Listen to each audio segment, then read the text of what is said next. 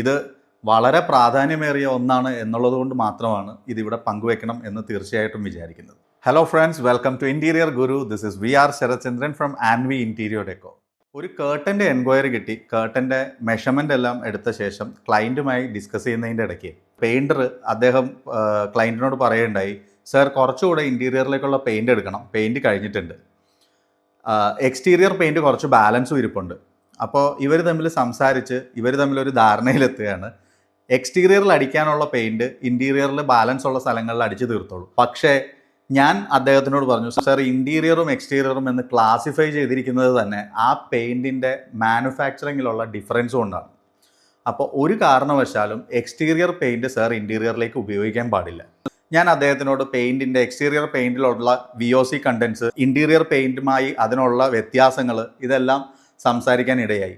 Exterior പെയിൻറ്റിൽ algae പോലുള്ള കാര്യങ്ങൾ വരാതിരിക്കാനുള്ള കെമിക്കൽസും interior പെയിൻറ്റിൽ normally anti microbial കണ്ടൻസുമാണ് കൂടുതലായിട്ട് ഉള്ളത്.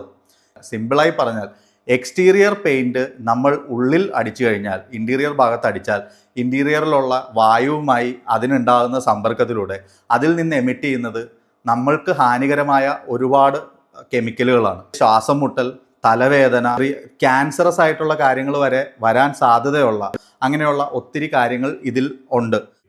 ഓരോ പ്രൊഡക്റ്റും നിങ്ങൾ സെലക്ട് ചെയ്യുമ്പോൾ വളരെ ശ്രദ്ധിച്ച് എന്താണ് അതിൻ്റെ ആവശ്യം, എന്തിനാണ് നമ്മൾ ഉപയോഗിക്കുന്നത്, എന്തിനു വേണ്ടിയാണ് ഇത് ഉണ്ടാക്കിയിരിക്കുന്നത് എന്ന് ഒരു നിമിഷം ചിന്തിച്ചാൽ അത് നമ്മൾക്ക് ഏവർക്കും വളരെ ഗുണകരമായിരിക്കും. അതുകൊണ്ട് ഒരു നിമിഷം ചിന്തിച്ച് മാത്രം നിങ്ങൾ നിങ്ങളുടെ വീടിൻ്റെ എല്ലാ പ്രൊഡക്റ്റുകളും ചൂസ് ചെയ്യുന്നതായിരിക്കും ഉത്തമം.